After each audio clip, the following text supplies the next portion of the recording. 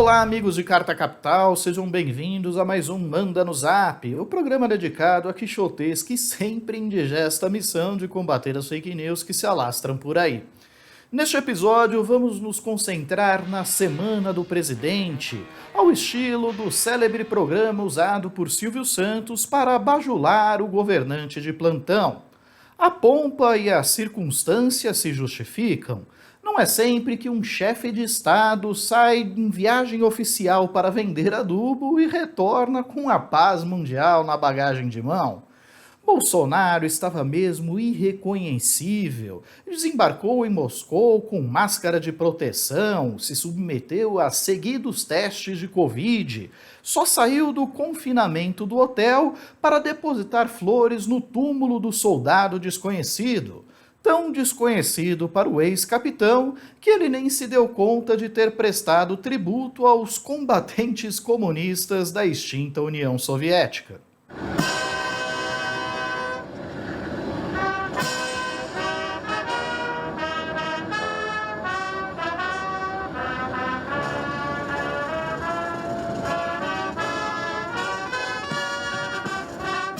Por coincidência ou não, como o presidente brasileiro fez questão de repetir numerosas vezes, a viagem coincidiu com o anúncio de um recuo das tropas russas da fronteira da Ucrânia.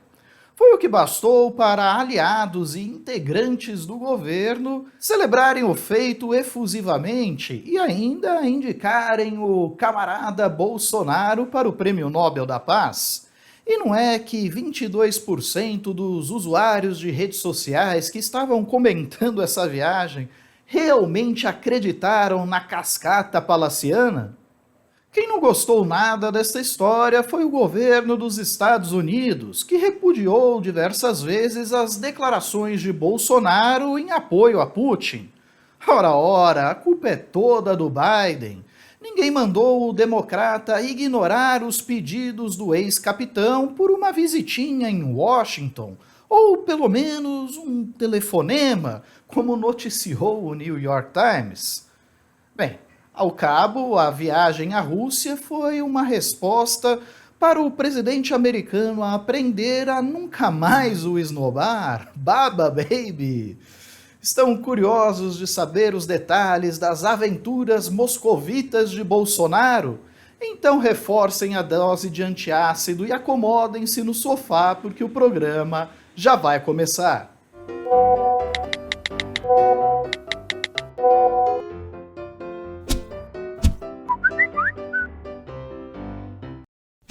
Vladimir Putin é um homem bastante sedutor. Ex-oficial da KGB, o serviço secreto da extinta União Soviética, e no comando da Rússia há 20 anos, uma potência nuclear, ele é conhecido por ter diversas amantes e por demonstrar toda a sua virilidade o tempo todo, em fotografias sem camisa, normalmente montado a cavalo. Nos tempos em que era espião, herdou um protocolo rigorosíssimo de segurança. Hoje, quem quer se sentar à mesa ao lado do líder russo precisa se submeter a um confinamento em um hotel indicado pelo Kremlin e também se submeter a diversos exames de Covid. O último deles precisa ser realizado em Moscou, com a coleta feita por autoridades sanitárias da Rússia. O presidente francês Emmanuel Macron e o chanceler alemão Olaf Scholz se recusaram a cumprir esta última exigência por temer o sequestro de informações genéticas suas a partir da amostra de sangue. Em decorrência disso, foram recebidos em uma fria mesa oval, a pelo menos 5 metros de distância de Putin. Para garantir uma bela fotografia ao lado do presidente russo, Bolsonaro não se fez de rogado. Desembarcou em Moscou com máscara, se submeteu a pelo menos 5 testes de Covid, o último deles em Moscou com as autoridades russas. Só faltou tomar a vacina Sputnik V, se é que não tomou. A sua carteira de vacinação está sob sigilo por 100 anos. O ex-capitão levou o filho 02, Carlos Bolsonaro, na comitiva presidencial, mas fez questão de esclarecer: O vereador federal ficou hospedado no quarto dele. Preocupou-se, portanto, em economizar recursos públicos no caríssimo Hotel Four Seasons, que chega a cobrar R$100 mil por diária na suíte mais cara.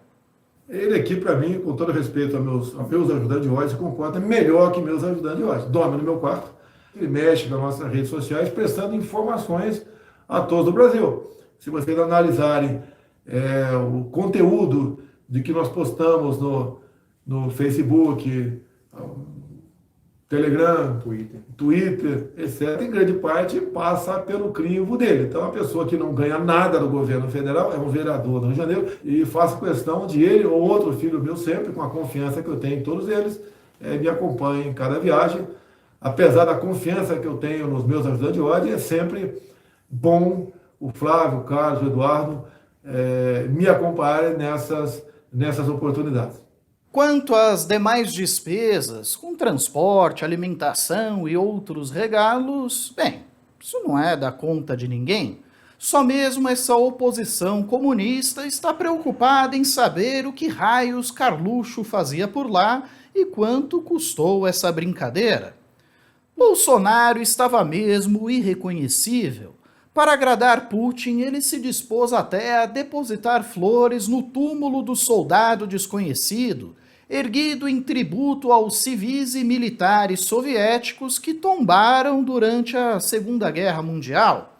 Quando foi questionado sobre o fato de todos eles serem comunistas, o ex-capitão apelou ao corporativismo. Soldado é soldado.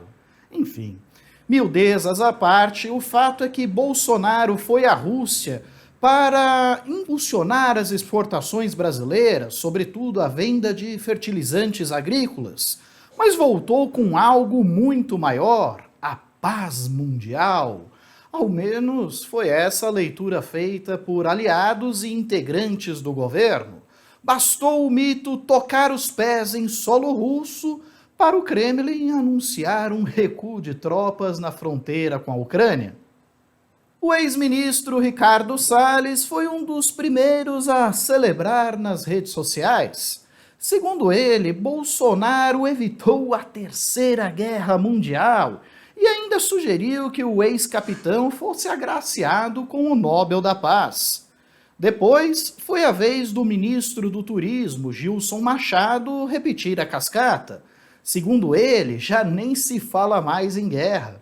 O Brasil é um país historicamente conciliador e o presidente chegou lá, levou uma mensagem de paz para o presidente Putin e, graças a Deus, já foram retiradas as tropas e não se fala mais em guerra. O próprio Bolsonaro fez questão de repetir que, por coincidência ou não, as tropas russas se retiraram da fronteira.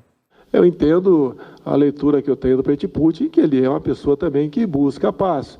E qualquer conflito não interessa para ninguém no mundo. Mantivemos a nossa agenda, por coincidência ou não, parte das tropas deixaram a fronteira.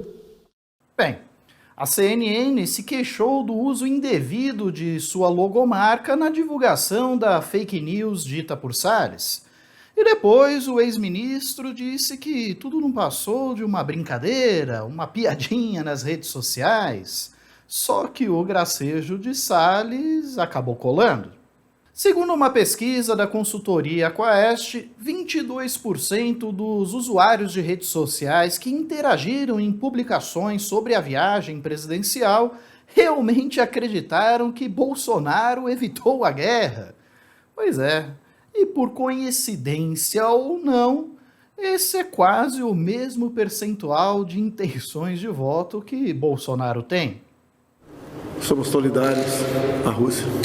Мы испытываем чувство солидарности с Россией. Muito a colaborar em várias áreas. У нас имеются хорошие перспективы для сотрудничества в разных областях. Defesa, petróleo e gás. Quem não gostou muito das aventuras de Bolsonaro em Moscou foi o governo dos Estados Unidos, que usou a porta-voz da Casa Branca para criticar a inconveniência da viagem de Bolsonaro à Rússia em meio à escalada da tensão na fronteira com a Ucrânia. President Bolsonaro of Brazil met with Putin this week in Moscow. He expressed solidarity with Russia. Did the president feel betrayed by President Bolsonaro's comments, and does this affect U.S.-Brazilian relations at all? I've not discussed his comments with the president, but what I would say is that the vast majority of the global community is united in their view, shared view, that invading another country, attempting to take some of their land, terrorizing their people, is certainly not aligned with global values. And so I think Brazil may be on the other side of where the majority of the global community stands. Bem, como eu disse no início do programa, a culpa é toda de Biden. Segundo uma reportagem do New York Times, Bolsonaro estava há meses implorando por uma visita em Washington, ou pelo menos um telefonemazinho de Biden, para que pudesse mostrar à sua militância que ele não é um pária no mundo. Bem, Bolsonaro alertou que, se continuasse sendo ignorado, iria procurar outra potência mundial. Dito e feito. E já que estava no leste europeu, Bolsonaro aproveitou para dar uma passadinha na Hungria e abraçar o irmão Viktor Orbán. Segundo ele, o líder húngaro, que restringiu a adoção de crianças por casais do mesmo sexo e proibiu a publicidade dirigida ao público LGBT, bem como o ensino da diversidade nas escolas, compartilha dos mesmos valores: Deus, pátria, família e liberdade. Considero o seu país o nosso pequeno grande irmão. Pequeno se levarmos em conta as nossas diferenças nas respectivas extensões territoriais. E grande pelos valores que nós representamos, que podem ser resumidos em 4 palavras: Deus, pátria, família e liberdade. Ou seja, o lema dos fascistas brasileiros da ação integralista nos anos 30. O ex-capitão voltou, porém, antes da hora. A OTAN diz que Putin blefou. Em vez de retirar tropas, enviou mais soldados para a fronteira com a Ucrânia. Além disso, a Rússia continua realizando testes com mísseis balísticos. A guerra ainda é uma ameaça concreta. É por isso que nós, aqui do Manda no Zap, clamamos: camarada Bolsonaro, vai para a Rússia e não volte antes de trazer a paz mundial consolidada, com o fim completo de todas as hostilidades. Vai lá, camarada, vai para a Rússia. O saldo que eu trago da viagem é excepcional. Desde quando no ar ainda, antes de tocar no solo russo, tivemos a notícia de parte das tropas que estavam na fronteira com a Ucrânia ter sido desmobilizado. Tive um contato com o presidente Putin de mais de 2 horas, almoçamos, uma conversa voltada para vários assuntos, entre eles, obviamente, essa questão que leva uma certa tensão ao mundo. Digo, essa foi uma conversa reservada, mas o saldo mais positivo: estive por 2 horas a 1,5 metro do senhor Vladimir Putin, uma conversa bastante saudável, até alguns momentos de descontração. Bem, no programa da semana passada, sobre a desfeita de Bolsonaro com os seus admiradores neonazistas, nós recebemos mais de 600 comentários.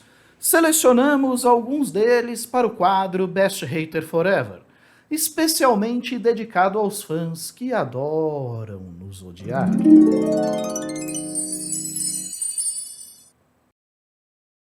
A Tânia sai em defesa de Monark e Kim Kataguiri. Desculpe, não foi apologia nem fundação de partido, foi liberdade de expressão. Se pode comunismo, por que não máximo? Bem, eu desconfio que ela quis dizer nazismo ou qualquer outro. Bem, Tânia, muita gente costuma repetir essa falácia, acrescentando que os regimes comunistas supostamente mataram muito mais do que os nazistas. Acontece que há uma clara diferença entre essas duas ideologias. Os comunistas defendem uma nova ordem social, sem dominação de classe, e com uma repartição mais igualitária da riqueza produzida pelos trabalhadores. Você não encontrará uma única linha no Manifesto Comunista, no Capital ou nas atas de fundação dos vários partidos comunistas espalhados pelo mundo defendendo o extermínio de grupos sociais ou raciais. Assim como você também não encontrará uma única e escassa linha na Bíblia defendendo o extermínio de infiéis. E, no entanto, os cristãos mataram milhões durante as cruzadas, na Santa Inquisição e nas guerras religiosas travadas ao longo da Idade Média, não é mesmo? Bem, a propósito, durante o regime capitalista, diversos conflitos também foram originados devido a interesses econômicos contrariados, acesso a reservas de petróleo, a recursos naturais estratégicos. E quantas crianças morrem todos os dias pelo simples fato de nascerem pobres em uma sociedade capitalista? Os partidos que defendem a ideologia comunista ou socialista no Brasil o fazem por vias democráticas. Você não encontrará nenhuma liderança do PCdoB ou do PSOL, por exemplo, defendendo a ditadura do proletariado. Afinal, se eles ainda pensassem dessa forma, estariam na clandestinidade, pegando em armas e não disputando eleições. É curioso notar que é um outro grupo político que costuma defender golpe de Estado, fechamento do Congresso, da Suprema Corte, não é mesmo? Bem, eu recomendo fortemente também a leitura desta entrevista concedida pelo embaixador de Israel no Brasil, ao jornal Folha de São Paulo. Na ocasião, ele comenta exatamente o que eu acabei de dizer. Os comunistas não convocaram ninguém para o assassinato de populações. No caso do Partido Nazista, foi diferente.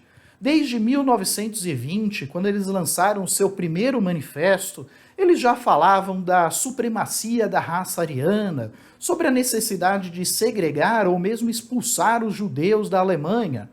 E dali a defender a constituição de campos de concentração e uma política de extermínio em massa foi um passo.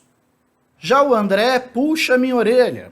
Opa, cuidado aí, especifique que é a suástica nazista para não ofender a comunidade budista, que teve o seu símbolo manchado pelos nazistas.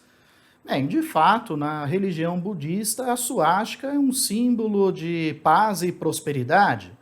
Mas no Ocidente ela tem um significado inconfundível. O Nelson Lima, por sua vez, me faz uma correção ortográfica. Vocês são mesmo analfabetos. Todos sabem que o verbete conge, assim como a sua forma feminina conja, é escrito com J. Fonte, Sérgio Moro. Tem toda a razão, meu caro. É que eu ainda não domino o dialeto humorista. E o André Diniz volta a atacar de fake hater. Seu maldito comunista, como tu vem tão arrumado e faz essa voz rítmica? Tá querendo o quê? Deixar minha moral cristã e hétera a perder com essa tentação? Camarada, você tá ficando bom na arte de satirizar essa patriótica turminha de verde e amarelo, hein? Bom, pessoal, por hoje é só. Eu agradeço muito a audiência de todos. Se você gostou desse vídeo, seja generoso, curta, compartilhe, inscreva-se em nosso canal. Não esqueça de tocar essa sinetinha aí embaixo para receber as nossas notificações. E claro, assine Carta Capital. Há várias opções disponíveis, uma delas deve caber no seu bolso. Um forte abraço e até a próxima semana.